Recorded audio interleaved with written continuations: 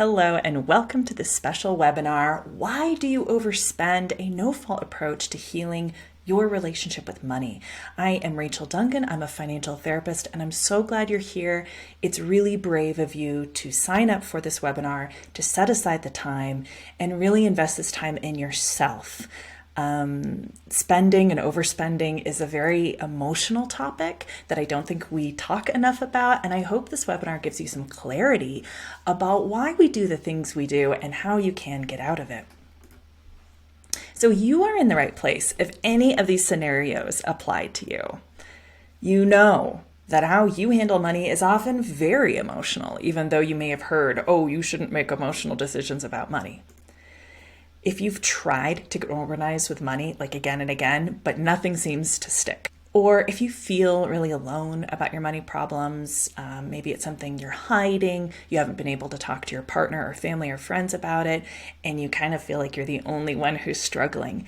Do any of these scenarios apply to you, or do all three of them? All right, a little about me. I, again, am Rachel Duncan. I'm a financial therapist and art therapist. I'm a certified trauma of money facilitator and a financial social worker, and I co-founded the Money Healing Club. So before I get started, most people are like, wait, what? Financial therapy is a thing? Yes, it is a thing, but I understand if you haven't heard about it because it's kind of a newer profession. It's been gaining some momentum and popularity in recent years. There are not many of us. Like, it is niche. There aren't many of us.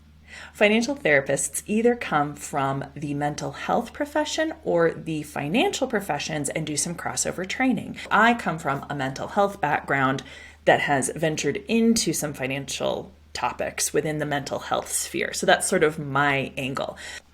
So I want to go back in time a little bit and introduce you to 29-year-old Rachel. This was a little while ago. And when I was 29, I used to feel like literal discomfort when there was money left in the bank. I had a full-time job. I worked really hard. I really loved working, and I was enjoying being in my 20s and all of that. And yeah, I was way more excited to spend money than save it. And I kind of felt a lot of pressure to do that, to keep up with my friends and my colleagues, people around me. I was in this constant cycle of sort of getting it together and getting organized and rigid, and then total F it moments like you only live once kind of stuff. Really, I was handling money exactly like my parents. I was really seeking guidance, and I think I really needed a mentor and a community at that time, looking back. So fast forward to today. Hello, I'm an elder millennial. I have a master's in mental health counseling and art therapy. I really am a long-time money and business nerd. I'm a highly sensitive person. I'm very emotional. I'm highly creative. And I have a family history of under-earning and addiction. And these are really big themes that run in my life and have led me to the work that I do today. I co-founded the Money Healing Club really to help impulse spenders learn to trust themselves. And it's the first big step in understanding personal finance as a whole when we can understand ourselves and why we impulse spend. So today, we are going to talk about the difference between spending problems and spending addiction, and you're going to probably identify where you are on this scale. I'm going to talk about what does recovery and healing look like from a spending problem or spending addiction. And I'm going to tell you my proven money healing process and different ways to work with me. Just want to do a quick disclaimer here. I will be talking about addiction broadly. Quite a bit of what I'm talking about comes from the substance use therapy field. So if that is feeling super tender for you or you're not quite ready to look at that, this might not be the webinar for you. Please email me. My email's below. I really check it. So this is not the only thing I talk about. This is just one topic. So please reach out if you would like some additional support that maybe doesn't talk about addiction in this way. And this could bring up some discomfort. I want you to know this is a safe place and I'm a safe person, but just know yourself and know that if it's just maybe too much for you right now, or if you're in active recovery, this might be a little tender for you right now. It may also be extremely validating and helpful. So please, you, take note of where you're at. So I want to tell you a little bit about who I help, because I can't help everyone, but here is sort of the cluster of characteristics of the people who I work with. Most of my people are highly creative. Many are neurodiverse. Often millennial, not necessarily, but often. often have past experiences with addiction of many sorts, not just substance, but codependency and debt and things like that. Often very pro therapy. And I like to call these people my sparkle chasers. I'm a sparkle chaser. We've got sparkle chasers here. I love them so much. So if any of this rings true for you, even just one of these boxes, you're probably in the right place.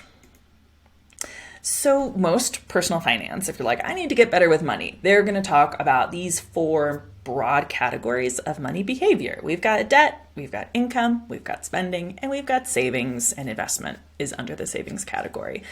And so like clients usually come focused on these topics or feel like, hey, I've already learned about these things and I'm still not better with money. So these 4 things are super important and I love to cover them. Like these are all, we need to kind of know what's happening in our lives with all of this and make decisions based on that.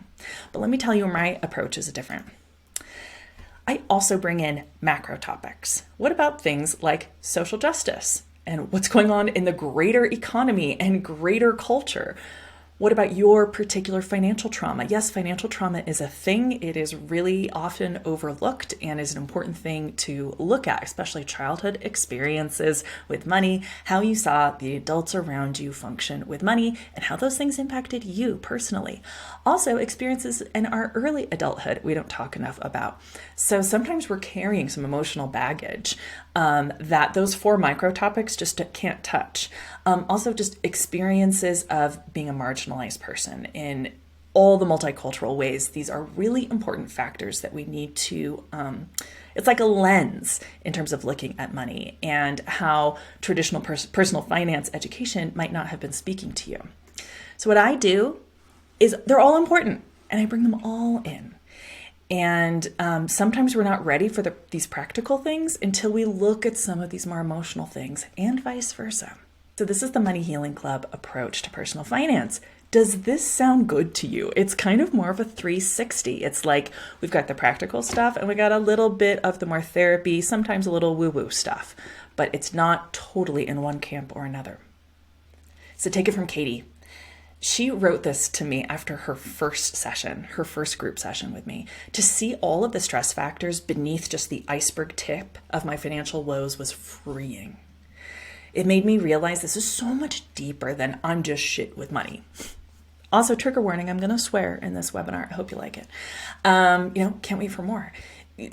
Katie was just like, I'm just shit with money. But then when we really talked about all the factors going on with her life, from like her personal experiences to like what's happening on a macro scale, it was like a weight had been lifted from her shoulders and she felt like she could make some steps to go forward to get better with money because she felt understood and that she could understand herself. So we're here right now to talk about why you overspend. Why do any of us overspend when, look, it's not news. We should probably spend less and make more. Yes, that totally makes sense. But it's easier said than done. And I want to show you why. So I'm going to show you how we need to kind of gauge where we're at. Is your spending a problem or addiction or somewhere kind of in between? So I'm going to show you there's a scale here. So someone with a spending problem, sometimes remembers their limits and sometimes doesn't, right? Sometimes holds back, sometimes doesn't hold back. Someone with more of an addictive relationship with money has just very few limits all the time. Income usually covers your expenses, like sometimes yes, sometimes no, or spending regularly exceeds your income. Are you sometimes impulsive or pretty consistently impulsive? Some short memory gaps, or pretty consistently forgetting purchases, like packages showing up on your doorstep all the time and you really don't know where they came from, forgetting what you purchased and how much it was, things like that, as opposed to like occasionally kind of forgetting it, but usually remembering. This is like the classic retail therapy. Does shopping really make you feel better?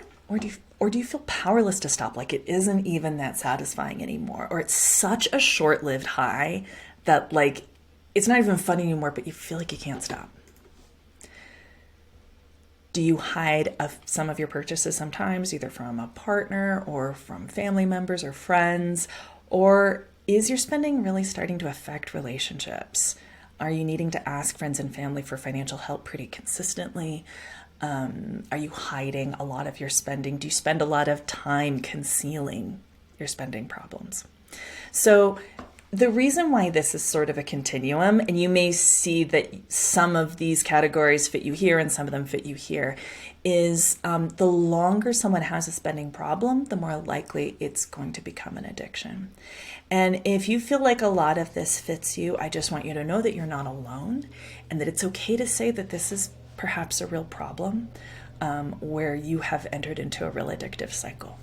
Fia had come to me after a pretty intense family intervention where her family said that her poor habits and decisions were hurting them. And she really reflected on, oh, this is a lot like my past relationship with substance use. So she was really at a practical and emotional low when she came to me, and just wondering if you see yourself at all in Fia's story. And we're going to check in with Fia later, and you're going to see her progress during this process. Okay, so why do we do it? Why do we do it? Why do we do it when we know that we shouldn't spend so much money? So I'm going to actually get a little geeky on you. We're going to talk about how the brain works. So this is like some very basic neuroscience I'm going to teach you. So see this word, homeostasis, the even horizontal line. So your brain actually really wants to keep at a kind of an even keel. And it doesn't like to live in extremes for very long. I mean, certainly you can say, well, I'm a really emotional person. Totally. But it's still within like a buffer. The brain wants to get back to a middle place, and it works really hard to do that. So I'm going to give a scenario. Let's say you were 10 years old and your grandmother came for a visit and wanted to take you shopping for school clothes, okay? So if you have any kind of similar experience, I want you to run this in your mind. If you don't, you can take my example. So grandma takes you shopping, and it is like amazing. She says yes to everything. You get a bunch of fun outfits, you get Cinnabon, you get sodas and all this sorts of stuff you're not usually allowed at home. It is like an all-together sparkly experience. And do you see here how I have a process? It's not a process, it's A, like letter A process. And the A process is this intended effect, right? The intended effect of the shopping trip is to like be like, woo, like so happy, so fun, like adventure, all of that stuff. So it is just like you're giddy, right? Are you kind of getting this feeling? Is there any parts in your life that you can connect with this scenario? But look, the brain's like, that's okay, but we got to get back down here to some homeostasis, right? So it's your brain. It's going to start once it notices this is creeping up, it's going to start introducing opposite chemicals from the A process. It's called the B process, right? A, B. So it's going to start bringing you down, like whether you want it or not. Like you can't be in sparkle land like all day and all night. Like maybe it lasts a while, but really your brain does not want that to happen. If you're feeling high and sparkly, your brain is going to produce downers to get back to here. Does that make sense? So if after the shopping trip you come home, you're still kind of lasting on that buzz, but it is starting to come down. And maybe the next day, there's like a little bit of emptiness. There's a little bit of, oh, I'll never get that again, or a little bit of longing, or maybe extra tired. That is the B process kicking in to try to get you back here. So the brain is going to link the memory of the environment to the B process. So it's the mall, it's the smell of Cinnabon, it's talking to your grandma. All of these environmental triggers that remind the brain of what happened up here, it's going to remember because the brain is a learning machine. So let's say you drive past the mall again, or you smell Cinnabon, or you hear grandma's coming to town. Your brain is going to trigger the early release of those opposite chemicals to get ready for this, to get ready for that high point. And this is a very subconscious process. Like, you really don't even realize it, right? And you don't even realize all of the environmental cues that your brain has remembered, because we perceive so much more than we actually remember. So all sorts of things you might not know are triggering this B process to get going early, because the brain's like, I'm going to head this off at the pass. So could it be that when you smell Cinnabon or you drive past the mall, start feeling a little low? You start feeling a little empty, a little tired. Well, that is your brain getting ready, because it's thinking, oh, we're going to go get that high key experience again. So then you might want to get that Cinnabon or go shopping, because this is craving, right? This is craving, where the only thing to get out of this crappy feeling is to engage in that A process, is to go shopping, is to get the Cinnabon. So then it becomes more of the A process relieving the B process. Like, the B process usually sucks. It's usually like a low feeling or an anxious feeling. It's like not a great feeling, or like really tired, or even boredom. So do you see how it's not just that going to the mall with grandma is so great? It continues to be great, but it's because it relieves this craving.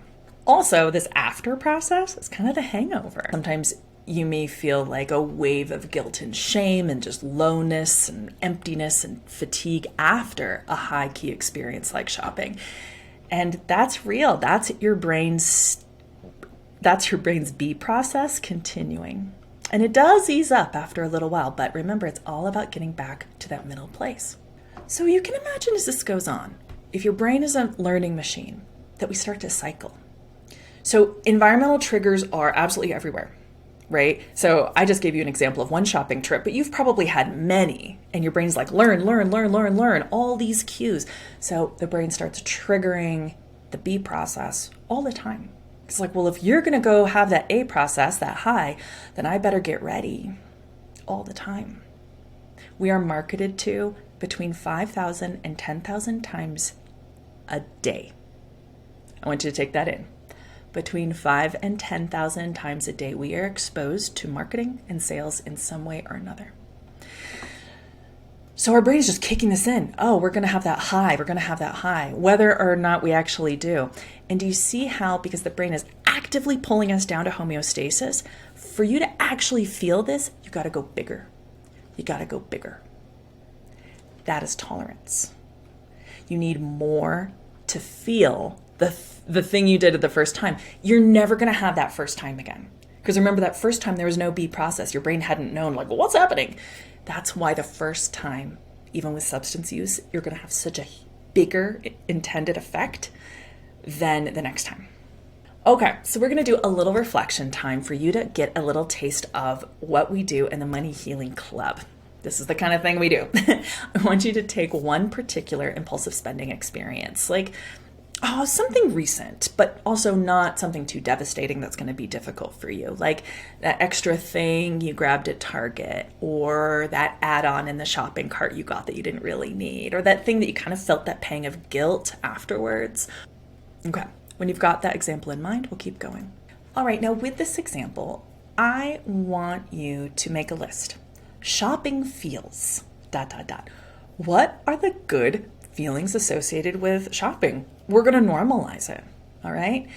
So you can make a list. I've got a few examples here that people have told me. Does it feel fulfilling, inspiring? There's a sense of fun and adventure, a sense of empowerment sometimes, identity making. I'm the kind of person who wears big hats, that kind of thing. Also, is it kind of calming or relieving when you feel stress? Is there a calming and relieving feeling from shopping? These are all totally normal, and you might have some of your own examples here. So make that list. You can pause the video if that helps. All right, now I want you to reflect on the time before, just before you bought that thing, if you can remember. Before shopping, I feel like the thing that led you to that impulse buy. Did you feel kind of empty, tired, sad, powerless, a little insecure, anxious? So you see, I've lined these up. So if you were feeling kind of empty, did you seek fulfillment? If you're feeling tired, did you seek inspiration? Kind of sad, sought adventure, powerless, empowering, insecure, seeking identity makes sense, feeling kind of anxious, then you wanted to feel some relief, right? These all make sense, don't they? These are uncomfortable feelings. These are really crappy feelings. And if your brain knows, hey, I know how we're going to get out of that feeling, it's going to be by shopping because you've done that before and that has worked. Except BTW, you're going to need to go bigger. They're going to need to go bigger to actually feel the effect. Then of course, this is uncomfortable. You want to seek relief. So what if the next time you felt one of these uncomfortable feelings, instead of sitting with it, you don't necessarily have to sit with it, there are so many other ways to feel these positive feelings. So some examples: by moving, reading, creating something, breathing, connecting with people, connecting with yourself, connecting with old favorite hobbies, connecting with your neighbors. How else? I want you to get really creative. How else can you feel this list? Make a list right now. You can pause the video if you need. And what I want you to think about is you can tell your brain when you're starting to feel these things, right? You're getting triggered by who knows what, whether it's the mall or the smell of Cinnabon or your boss being abrasive or a friend disappointing you. These are all triggers for your brain to be like, oh, are we going to start impulse shopping? I'm going to make her feel like crap right now. What if we say, oh, silly brain. No, we're not going to do the impulse shopping to feel better. We're going to do one of these things to feel better. I'm going to do other stuff that helps me feel fulfilled, inspired, adventurous, empowered, like I have good identity and that I feel calm and relief. There are other ways to do this. Okay, I'm down here now. So I want to tell you about Kate. She talked about how improving her relationship with money helped her improve her relationship with herself. It was such a deeper level. And you can see, if we go back to this list up here, everything here, and if you had additional things, it's all good self-care, isn't it? Like, this is all good self-care. If we can go from these feelings to these feelings, not through shopping, but through some like really good old self-care, like it's such a new way to think about self-care as a way to protect your finances, as a way to protect not only your mental health, but your financial health. Okay. So we're going to close up the activity part of this, and here are the main takeaways I want you to have. I want you to know that you can sit with that discomfort better when you have a supported nervous system. You know, when you're feeling a little tired, a little grumpy, a little hangry, any of those things, that if you kind of feel okay in your body and you can sit that out a little bit, you can sit that B process out without engaging in the impulse shopping, your brain will learn, oh, we're not going to do that thing. It won't cause you to have so many dips if you can just sit without acting on the impulse, even for just a moment or a breath. Within that discomfort, within that B process, you can actually get curious, creative, and connected, right? What other ways can I relieve this crappy feeling? And look to your good old self-care. Also, like, your self-care isn't going to look like everyone's self-care. It doesn't have to be yoga and meditation and all that stuff everybody says. It could be video games. It could be cleaning out junk drawers. It could be it could be crafting. It could be a phone call with friends. Like, it doesn't have to be this like altruistic self-care. But if we can sit with a little discomfort, it has so much information for us that we can get creative with. I want you to put this on a sticky note, like on your bathroom mirror and everywhere you look every day. What is the want beneath the want? When I feel bored, what is that deeper yearning? Am I bored because I'm feeling disempowered? Because I'm tired? Because I'm hungry? Because I'm sad? Because I feel a little stuck? There's often a want beneath the want. How else can you fulfill that need? So look, you know this term, neuroplasticity, I can hardly even say it. Your brain is a learning and adaptation machine. So if you have felt addicted to spending, it's because it has been learned. No shade. Like, we were encouraged to learn to really anticipate impulse and enjoy that impulse and increase our tolerance. And we're stimulated all the time to buy. Our brain has just learned and adapted to that. And if your brain has learned and adapted to that, it can learn to recover. It can learn to not cause so much distress for you every time you get triggered. Okay, I'm down here now. All right, do you want to start trusting yourself? Do you want to step out of the chaos of this of this money cycle, these ups and downs, do you want to start trusting yourself and your money habits? Do you want to see your financial picture clearly? Has it been just super cloudy and chaotic? Do you want to feel worthy of holding on to your money? Do you want to be able to talk about money without shame and guilt? Could I just talk about it as like more of a fact than incredible layers of shame and guilt? Do you want to explore all the ways money impacts your life? Money seeps into so many aspects of our life. Once you start following this road, it branches off in many, many directions. Do you want to work with your emotions instead of denying them? Remember Thea from earlier? So after she came to me on the heels of that intervention, and we worked together for months, and she was also part of the club, she was able to get 4 bank accounts in the positive, pay off credit cards, create a payback plan with the IRS, create and actually use a budget. And she got super into it. She really kind of like applied her neurodivergence into understanding her own personal finance. I've been so inspired and energized from working with clients like Thea, Katie, who I've referenced earlier, who came to the Money Healing Club just feeling like nothing could help them, and gradually through a emotionally informed, holistic perspective, they were able to really get to the other side of their issues with money. From that inspiration, I have developed what I think is the perfect service if any of their stories have resonated for you. And I want to tell you about the Healing Circle. The Healing Circle is my new program. It is an intimate 12-week therapist-led group coaching container for you to kick impulse spending for good, finally learn to trust yourself with money. How this program works is there's 12 weekly live small group coaching calls. They're capped at 10 participants. So people really get to know each other in these groups, really get to know each other's strengths and struggles, and can really support each other. But I lead the groups. So there is a trained professional who is running the exercises and facilitating the conversation. There's a curriculum that goes along with the program that is optional, but is great to supplement someone's growing and is there if anyone misses a live session. I have a magical money overview spreadsheet to help you get organized with money for the first time. And included during those 12 weeks, you have access to the greater community, the Money Healing Club, where we have a forum, events, past live recordings, all things like that. You also get a one-on-one session with me, so I can really start to understand what's up for you. If there's anything that you don't feel comfortable sharing within the small group, you can share that with me, which I will keep private. All of this is for less than $1,000. It's a good deal. So the heart of this program is the live group coaching calls. Because let's get real, self-paced courses on their own do not work. There is a course within the program, but it is part. It is not the whole thing. So the thing is showing up live to the group coaching calls, where you can untangle the complexities of your money story with compassion, sometimes a reality check. It's a very honest, emotionally supportive space. Joined with no more than 9 other people, and they're 75-minute sessions because I cannot keep anything to just an hour, and over 12 weeks, which is a really nice long chunk of time. So it's sort of an intensive, but an intensive for 3 months. You may come to something like this thinking, I need information, but you actually probably have a lot of the information already in your head.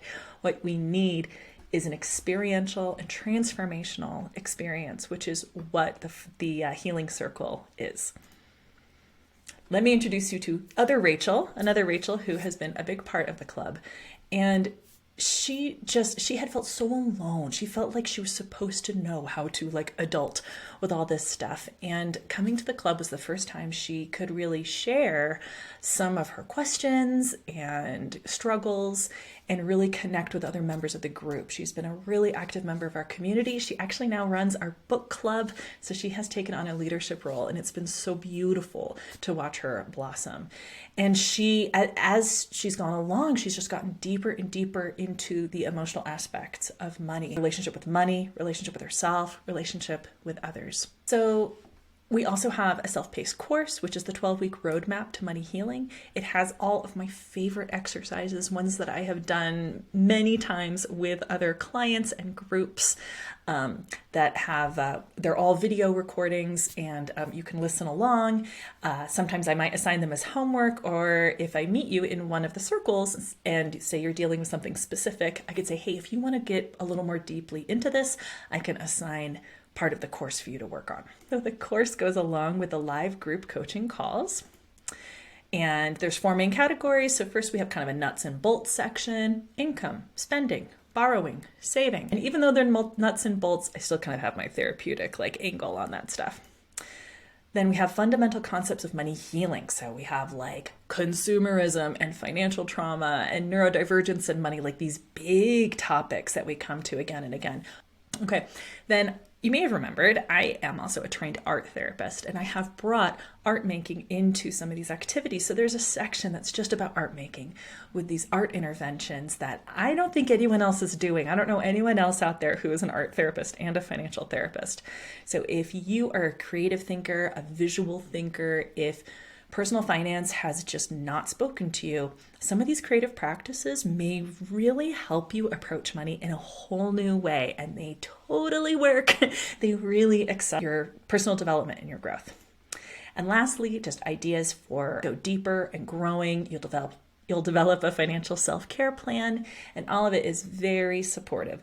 It's designed to go from first to last, but also you can choose your own adventure. So just really great if you're a homework person, and something to refer to as you go through the intensive. So then we have a mini course as well, which is the Magical My Money Overview Spreadsheet, which really helps you lay out all your money facts, your reality, so you can kind of see it in one chunk. It doesn't really take the place of an app, but it's a really good first step just to get organized. So then you can go and set up an app. You're not learning an app at the same time you're also learning about money. I find that that's really hard. And then in the healing circle, we can support you. If you're I don't know, these numbers aren't numbering and this isn't working out, then we can help you navigate the spreadsheet and fix things and things like that, help you decide how to take the next right actions. Then there's the General Money Healing Club Access. And this is where we have a forum, we have a live event library, resources and freebies. This is all open to you while you're in the healing circle and beyond. So this is where we have additional community live events that I run. Sometimes I bring in guest experts, sometimes members will run a live event. It's really a cool space. It's such a vibrant community of people who are actively healing their money wounds, sharing their reflections, struggles, and insights in both events and the online forum. So this is a space for you to introduce yourself and connect with others, a no dumb questions space. So after you finish the 12-week sort of intensive, then you'll automatically continue in this general club after that 12-week program for $39 a month. And it's a tremendous way for you to practice and solidify what you learned in the first 12 weeks. So I do recommend that anyone does this work for at least 6 months. So when you finish the healing circle, you're kind of halfway there. It's all new and exciting, and you may have had some big wins, but you haven't lived with yourself quite long enough yet. And a lot of people find that those months 4, 5, and 6 are kind of tough because sometimes those old habits come back, the new habits haven't quite stuck yet, and it's a whole new relationship with yourself and your money. And that struggle is so important for your growth, and so important that you have a place to go and you have a community that will still welcome you. So that is why I really recommend you have in mind, not just 12 weeks, but actually 6 months. But those final 3 months are just $39 a month. I got to tell you about the value of expert guidance, because there are a lot of financial coaches out there who make big promises, who do not have the training to be more flexible about where people are and understand how human growth actually happens. So we've got 12 coaching sessions with a financial therapist. We have the course, detailed financial spreadsheet with training, the community forum, supplementary community meetings, plus a bonus call with me. I have seen money coaching programs led by people with no credentials charging at least $3,000 for this kind of stuff. All right. I'm not exaggerating.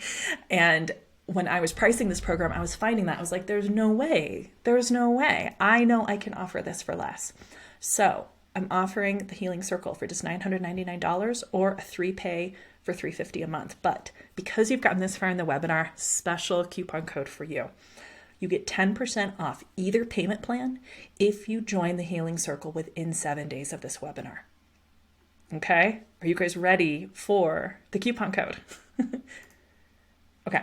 So with the coupon, it makes it $899 as one pay or $315 a month for 3 months. And then after that 3 months, then you'll get kicked into the $39 a month automatically that then you can cancel at any time. So it's like $75 a week for potentially 25 touch points in that 12 weeks. A tremendous amount of help in all these different ways. If you're a self-paced course taker, that's wonderful. If you are a joiner, we've got you. Really encourage you to make the live meetings the priority because that is where the growth really, really happens. So here is this coupon code. I want you to write this down, Circle Round 10.